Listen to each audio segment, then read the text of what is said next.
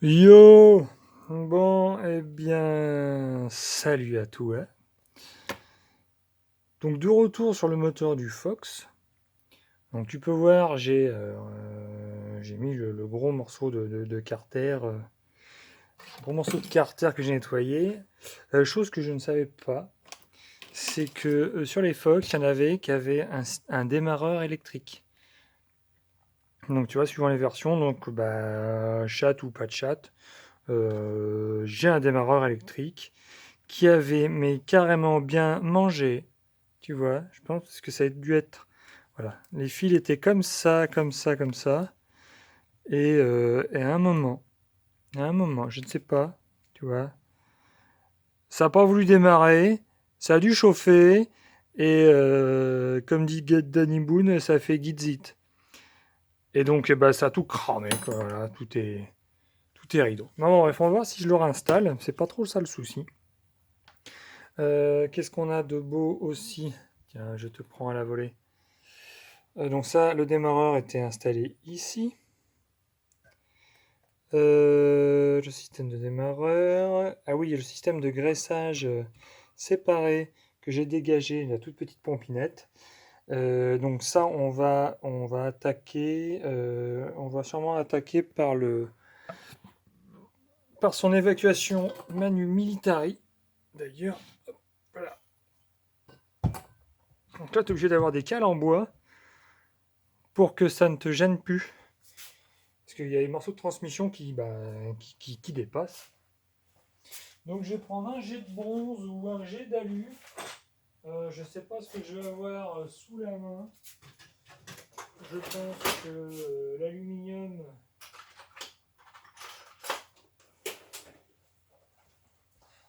Sûrement celui en aluminium, oui, parce que le jet de bronze, il ne passe pas. Voilà. À choper le darak. On va lui faire boum dans la gueule. Voilà. Bon voyage. Je sais pas ce que c'est ça. Eh bien, c'est une rondelle. Eh bien, écoute, on va s'en faire un collier. Elle ira avec les autres. Donc, il reste le bout de roulement. Ouais. On va mettre un coup de propre, on va mettre un coup de nettoyant frein là-dessus. À suivre. Bon. Ah oui, voilà. Le beau pignon. Il a toute beauté. Alors là, tu vois, le Lyonnais, il a des cales en caoutchouc, là, les tampons de camion, là, de remorque. Et moi, j'avais fait ça pour foutre une espèce de mât. Bon, j'avais fait ça à la cycloche. Et ben, regarde donc. Get down. Get down.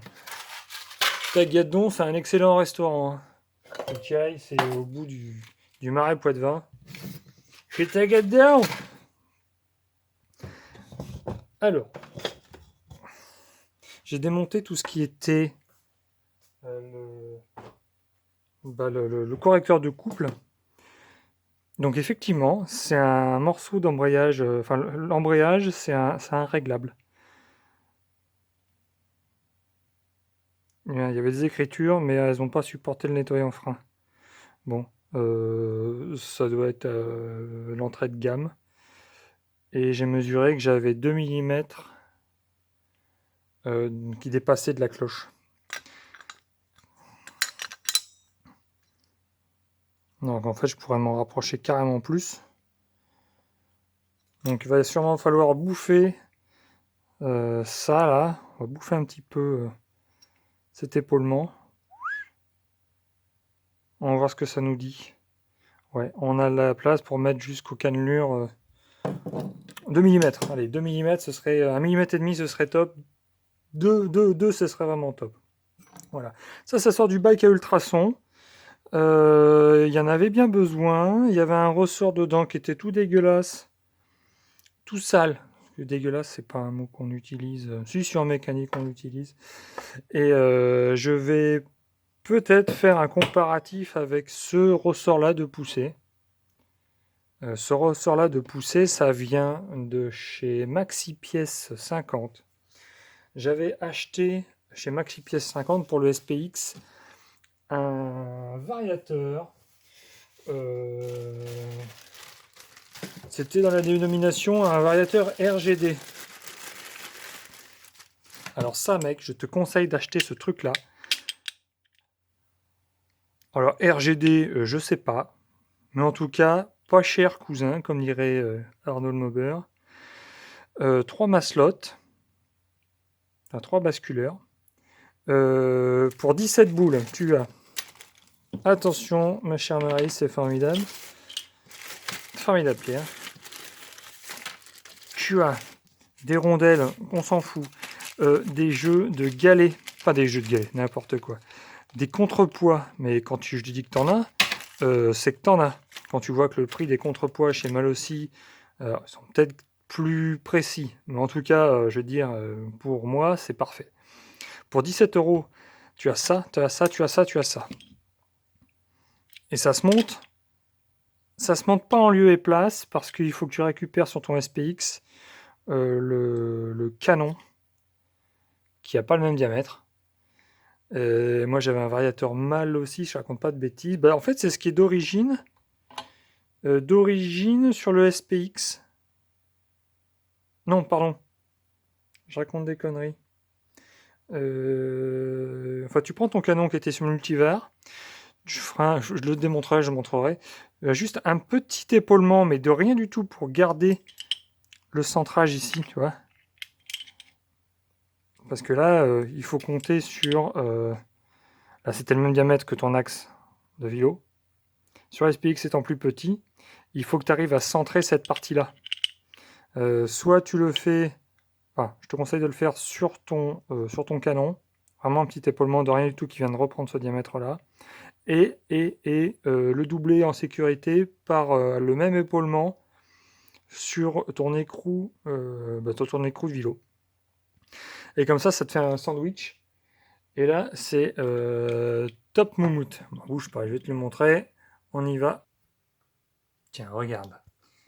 Un petit montage avec la joue fixe du SPX. Attends, faut que ça fasse la mise au point. J'ai mis une cale. Ah oui, ça c'est la rondelle creuse, la grosse rondelle creuse qu'il y a sur ton variateur de SP ou MVL. La grosse qui est en cuvette. Comme ça te laisse assez de place. Un écrou Doppler. Et ça va, mais ça va du feu de Dieu. On s'emmerde pas avec un variateur merdique de les ER3. C'est le ER3 de chez Doppler. Avec les fameux variateurs avec la joue molle. Voilà. C'est de la merde. C'est de la merde. À 150 € le variateur, tu te retrouves avec un aluminium à ferrer les lapins. Enfin, c'est nul à chier. Donc voilà, donc ça marche très très bien. Par contre, c'est le ressort moteur qui lui ne suit pas du tout dans la config. Là, il y a un 50 MVT avec une culasse Bidalo. Il y a un Ninja G3. Tu as vu ma superbe cartouche. Ça, c'est pour pas tout dégueulasser quand tu passes trop près. Ça te nique les pantalons. Donc voilà, donc ça, 17 € avec un ressort de poussée, des galets, des contrepoids, puis à quoi savoir en faire. Ah, c'est top moumoute. Voilà. Donc, correcteur de couple, sortie du bac à ultrasons.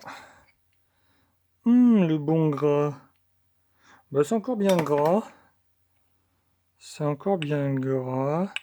Ça va sûrement rester... Ça va sûrement rester gras comme ça. Voilà. Ouais, non, ça fait le taf. Ok. Hop, hop. Le gras, c'est la vie.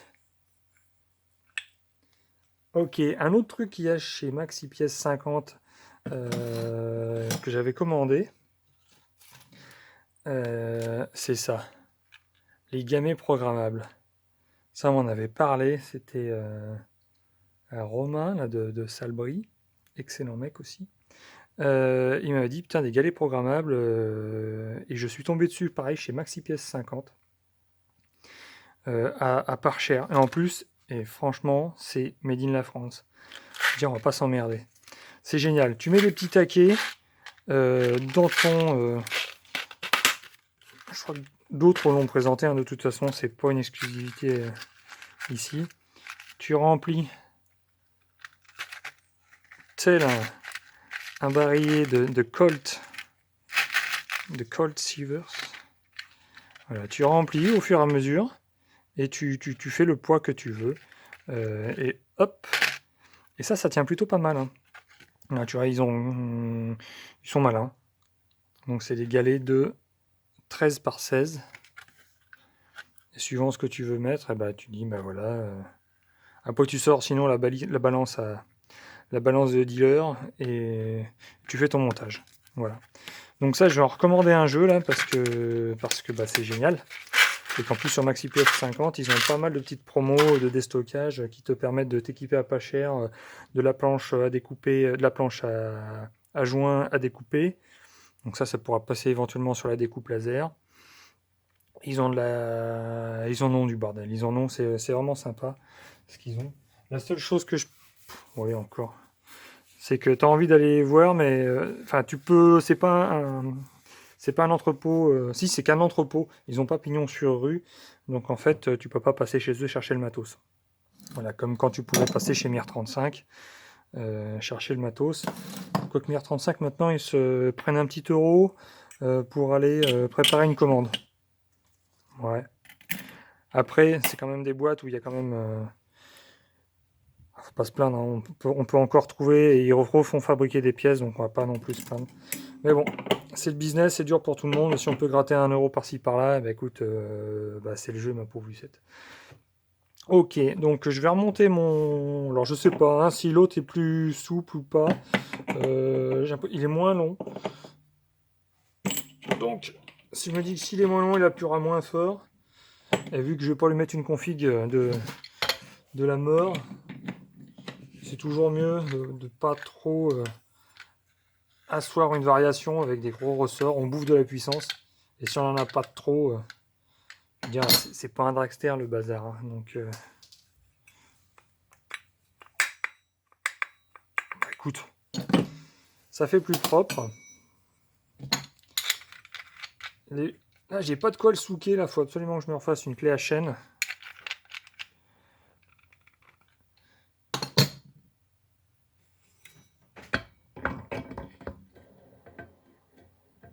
Alors là, ça tourne en patate. Je sais pas si tu vois. Et encore sur ce plan-là, c'est pas le pire. Quand tu le regardes à l'horizontale, le truc il bouge au moins de 2 mm. Voilà.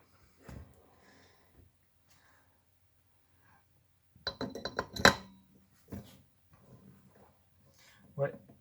J'ai de la place. Il faut que je dézingue ça de 2000. Et je vais voir si je peux le passer dans le tour. Sinon, je vais aller voir le voisin qui va me rectifier ça. Voilà. Donc, le carter est propre. La transmission est en train de s'ajuster. J'ai un autre correcteur de couple de Speedfight que j'avais récupéré ça il y a des lustres. On était encore en francs. Donc c'est pas d'hier. Et puis on verra. Pour l'instant j'ai que ça et on verra après. Et on continuera le montage. Voilà. Allez, plein de petites infos. J'espère que ça va te servir. Et puis on se voit bientôt. Allez les mecs. Ciao.